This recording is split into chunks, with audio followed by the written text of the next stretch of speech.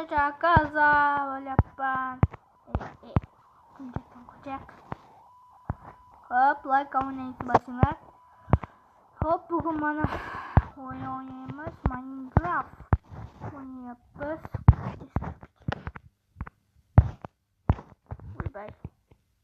Hop Minecraft oynayacağız bizler. Bugün bizler ne kılamos? Bana video yapan deb bu uyda sok qo'ygan bilmasdan ketarasiz. Bunaqa uy sok qo'ygan.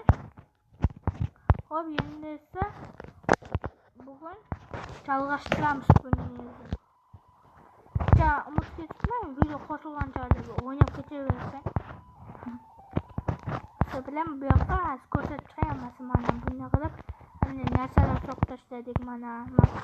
Ben so'q tashlayverdim. Mana.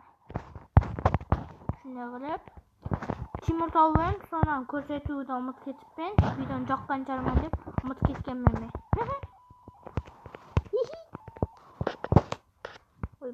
Bu yerda qalay jo'qotadi o'zi? Hop, sunduq so'g'u kerak, sunduq. Sandık.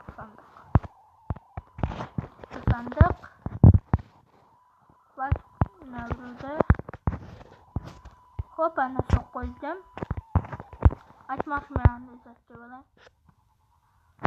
Hop, böyle. Az bilmiyorum, toplattım bunu yo'qotib olayım. Ana yana qo'shdim bo'ldi. Jazdan yo'qotdim. Bir koklayacağım. Hop ana. Tak, bizler bunları oynayacağız. Bu birinci kısım, ikinci kısım bo'ladi. Hop.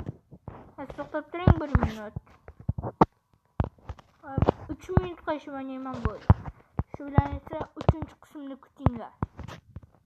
Ko'rsatib qo'yayin deb ham buni u yerda qayerda ekan, qanday so'qqanimda. Bo'ldi, xayr. Hop, like abone bo'lsinglar. Birinchi qism chiqishi uchun jana bunda jet. Hop, shunga like abone bosib qo'yinglar. Bo'ldi, xayr.